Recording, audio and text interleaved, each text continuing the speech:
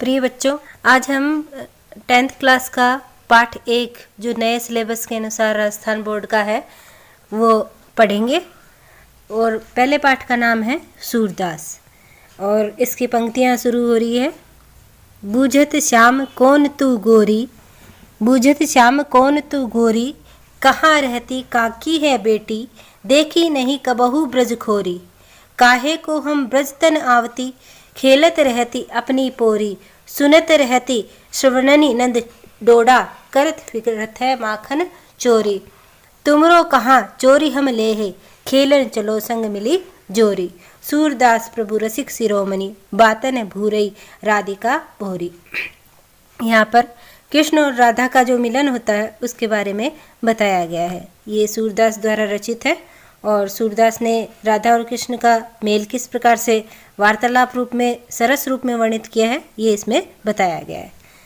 अब देखिए, बूझत श्याम कौन तुम गोरी, बूझत यानी पूछते हैं, श्याम पता ही है श्री कृष्ण, कौन तुम गोरी, श्री कृष्ण जो है राधा को देख करके राधा से पूछते हैं कि हे राधा गोरी तुम कौन हो, कहाँ रहती काकी है बेटी, तुम कहाँ रहती हो और किसकी पुत्री हो, देखी नहीं कबहू ब्रज खोरी, तुम्हें मैंने ब्रज की खोरी में कभी नहीं देखा है, खोरी यानी गलियों में कभी नहीं देखा है, काहे को हम ब्रजतन आवती, अब राधा कह रही है उत्तर में कि हम ब्रजतन, ब्रज की ओर क्यों आएंगी, क्यों आती, खेलत रहती अपनी पोरी, हम तो अपनी ही पोरी, अपनी ही दहलीज या द्वार पर खेलती रहती हैं, सुनत रहती श्रवणनी नंद डोडा, हम तो सुनती रहती हैं कि नंद का लड़का है, डोडा यानी लड़का,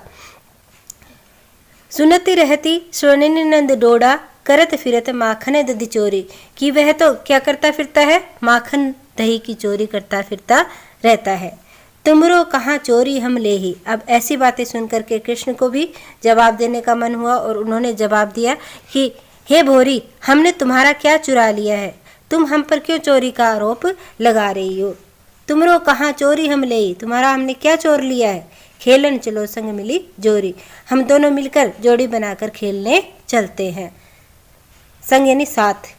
सूरदास प्रभु रसिक शिरोमणि, बातनी भूरई राधिका भोरी, सूरदास जी यहाँ वर्णन करते हुए कह रहे हैं कि प्रभु तो रसिक शिरोमणि है, रसिक शिरोमणि है, सबको सबका मन हर लेने वाले हैं, और बातों ही बातों में राधिका जो भोरी थी उसको भी क्या किया, उसको भी अपनी चतुरतापूर्ण बातों से, भोली भाली बातों से उसमें फंसा लिया और उसको खेलने के लिए मनवा लिया। आगे है, मधुकर श्याम हमारे चोर, मन हरि लियो तनक चितवनी पे, चपल नैन की कोर, पकड़े हुते हृदय उर अंतर, प्रेम प्रीति के जोर, गए छुड़ाई तोरे सब बंधन, दे गए हंसनी अकोर, चौकी परी जागत निसी बीती, दूत मिलो एक भोर, सूरदास प्रभु सर्वस लूटो, नागर नवल किशोर। आगे सूरदास जी श्री कृष्ण का वर्णन करते हुए कह रहे हैं और गोपियाँ और श्री कृष्ण का जो संवाद है उसी में गोपियाँ श्री कृष्ण से क्या कह रही हैं वो इसमें वर्णित किया है। यहाँ गोपियाँ कहती हैं, मधुकर श्याम हमारे चोर, कि हे मधुकर, यहाँ उद्धव का वर्णन आया है, उद्धव का संवाद चल रहा है इसमें। उद्धव को भेजा था श्री कृष्ण ने गोपियों के पास कि वो योग का संदेश लेकर जाए ताकि उनकी गोपियों की परीक्षा हो जाए कि वो श्री कृष्ण से कितना स्नेह करती है, कितना प्रेम करती है। तो यहाँ गोपियाँ कहती है कि हे मधुकर, श्याम हमारे चोर, हमारे श्री कृष्ण तो चोर निकले, मन हरि लियो तनक चितवन में, हमारा मन तो उन्होंने थोड़ी सी चितवन, जरा सी अपनी दृष्टि दिखाकर चंचल नेत्रों के कटाक्ष से ही, प्रेमपूर्ण तिरछे नेत्रों से ही जीत लिया है, मन को तो हर लिया है अर्थात चुरा लिया है। चपल नैन की कोर, अपने चंचल नेत्रों की कोर से, यानी कोर यानी अपने नेत्रों की कटाक्ष जो होती है उससे उन्होंने जीत लिया है। पकड़े हुते हृदय उर अंतर, और अपने हृदय से हमको जकड़ लिया है, यानी प्रेम बंधन में हम उनके फंस गए हैं। प्रेम प्रीति के जोर, गए छुड़ाई तोरी सब बंधन, और अब उन्होंने क्या किया है, सारे बंधन तोड़ करके हमसे प्रेम छुड़ा करके हमारा हाथ छोड़ करके यहाँ से चले गए हैं। दे गए हंसनी अकोर, और हमारे अंतर में अकोर, हंसनी अकोर, हमारे अंतर में रिक्त स्थान छोड़ गए हैं। हंसनी अकोर यानी हंसनी यानी हंसी, मंद मुस्कान। अंकोर यानी अंकोर, रिक्त भेंट जो होती है वो हमारे हृदय में छोड़ गए हैं, यानी मंद मंद जो मुस्कुराहट होती है उसकी छवि हमारे हृदय में छोड़ गए हैं। मतलब वे हमारा मुस्कुराकर सब कुछ लूट कर ले गए हैं। चौक परी जागत निसी बीती, दूत मिलो एक भोर। और तब हम रात के नींद से उठे, मोह निद्रा हमारी टूटी, जाग कर देखा तो उनका एक दूत जो है उधव हमें मिला। सूरदास प्रभु सर्बस लूटो नागर नवल किशोर। तो सूरदास जी वर्णन करते हुए कह रहे हैं कि गोपियाँ कहती हैं कि सर्बस लूटो, सर्बस यानी सब कुछ लूट लिया है। किसने? नागर नवल किशोर ने। चतुर जो श्री कृष्ण है, नवल किशोर युवा किशोर जो श्री कृष्ण है, उन्होंने हमारा सब कुछ लूट लिया है। इस तरह से मोहनी छवि जो है श्री कृष्ण की मन में विराजमान थी गोपियों के, और वो उनको कभी नहीं भूल पा रही थी। संदेशनी मधुबन कूप भरे, अपने तो पठवत नहीं मोहन, हमरे फिरी न फिरे। जीते पथिक पठे मधुवन को, बहुरी न शोध करे। के वे श्याम सिखाई प्रबोधे, के कहूँ बीच मरे। कागत गरे मेघ मसी खूटी, सरदव लाग जरे। सेवक सुर लेखन को आंधो, पलक कपाट अरे। गोपियाँ यहाँ उद्धव से कह रही हैं कि हमारे संदेशों की अधिकता से मथुरा के जो कुएं हैं वो भी भर गए हैं। संदेशनी मधुबन कूप भरे, संदेशों से, संदेशनी यानी संदेशों से, मधुबन, मधुबन यानी मथुरा के कूप, कूप यानी कुएं भर गए हैं, यानी संदेशों की अधिकता होने से मथुरा के कुएं भी भर गए हैं। अपने तो पठवत नहीं मोहन, श्री कृष्ण जो है अपने पत्र तो भेजते ही नहीं है, हमरे फिरे न फिरे, और हमने भी जो संदेश वाहक किया संदेशे भेजे हैं उनका भी कोई उत्तर वो नहीं दे रहे हैं। जिते पथिक पठये मधुवन को, बहुरी न शोध करे। जितने भी पथिक यानी राहगीर उधर की ओर जा रहे थे उनको हमने पत्र भेजे हैं। पठये मधुवन को, उनके साथ भेजे गए पत्र बहुरी न शोध करे, फिर भी श्री कृष्ण ने हमारी कोई शोध नहीं की और ना ही कोई पत्र का उत्तर दिया। के वे श्याम सिखाई प्रबोधे, के कहो बीच मरे। या तो श्री कृष्ण ने ही उनको समझा दिया है, समझा बुझाकर अपने वश में कर लिया है, या फिर वो संदेश वाहक बीच में ही, रास्ते में ही मर गए होंगे।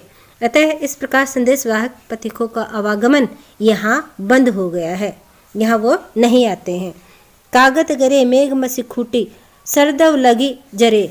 या तो कागज वहाँ पर मेघ में, मेघ का जो पानी है, बारिश है, उसमें गल गए होंगे। मसी खूटी, सरदव लगी जरे, या फिर उन पर जंगल की आग लग गई होगी जिससे वो जल गए होंगे। सरदव, सरदव यानी जंगल की आग, दावाग्नि जो होती है, सरकंडों की आग जो होती है वो उसमें लग गई होगी। सेवक सूर लिखन को आंधो, पलक कपाट धरे। सेवक और लिखने वाला खुद जब अंधा हो, सूरदास जी वर्णन करते हुए कह रहे हैं कि सेवक जो लिखने वाला है और जो लिखाने वाला है स्वयं श्री कृष्ण है, दोनों ही अब क्या हो गए हैं? अंधे हो गए हैं। एक तरफ से उन्होंने, श्री कृष्ण ने पलक रूपी जो किवाड़ है वो हमारी तरफ से बंद कर लिए हैं, इसी कारण से वो हमारे संदेशों का कोई उत्तर नहीं दे रहे हैं और हमें उनका कोई उत्तर नहीं मिल रहा है। अब पद 4 में उद्धव और गोपियों का संवाद ही चल रहा है और किस प्रकार से गोपियाँ उद्धव से कहती है कि मन माने की बात होती है, जिस पर मन पड़ जाता है वही खुद का लगता है, वही बात इसमें समझाई गई है। उद्धव मन माने की बात, गोपियाँ उद्धव से कहने लगी कि ये उद्धव मन को मानने की बात है, जिसमें जिसका मन लग जाए वही उसे प्रिय लगने लग जाता है। दाख छुआरा छोड़ी अमृत फल विष कीरा विष खात। जिस प्रकार से दाख होता है, किशमिश होती है और छुआरा होता है, उसको छोड़ करके, इन जैसे अमृत फलों को छोड़ करके विष कीड़ा, विष का जो कीड़ा होता है वो विष ही खाना पसंद करता है, उसी प्रकार हमारा मन तो श्री कृष्ण में ही रमा हुआ है, तो हम तो श्री कृष्ण से ही प्रेम करेंगे। जो चकोर को देई कपूर को तजे अंगार अघात। जिस प्रकार से चकोर को कोई अगर कपूर देता है तो वो उसको त्याग देता है और अंगार को ही वह ग्रहण करता है। मधुप करत घर कोरी काठ में बंधत कमल के पात। जिस प्रकार से मधुप होता है, भौरा होता है, वो फोड़ फोड़ करके काठ में छेद कर सकता है, लेकिन रात के समय वो कमल के पत्तों में बंद कर बंदी बन जाता है, क्योंकि उसका उसी में स्नेह होता है। जो पतंग हित जानी आपनो दीपक सो लपटात। और जिस प्रकार से पतंगा होता है, कीड़ा होता है पतंगा, वो दीपक की लौ पर मंडराता रहता है और उसी में अपना हित जान करके अपने प्रेम के कारण उसी में स्वाहा हो जाता है। सूरदास जाको मन जासो सोई ताहि सुहा। सूरदास जी वर्णन करते हुए कहते हैं कि जिसका मन जिस पर होता है वही उसको सुहाता है, वही उसको अच्छा लगता है। हमें तो सगुण श्री कृष्ण से ही प्रेम है और हम तो श्री कृष्ण से ही प्रेम करती रहेंगी। आज हमारा ये सूरदास का पदों का पाठ समाप्त होता है और इसमें से कुछ भी प्रश्नोत्तर आपको पूछने हो तो हमें कमेंट करके पूछ सकते हैं। धन्यवाद।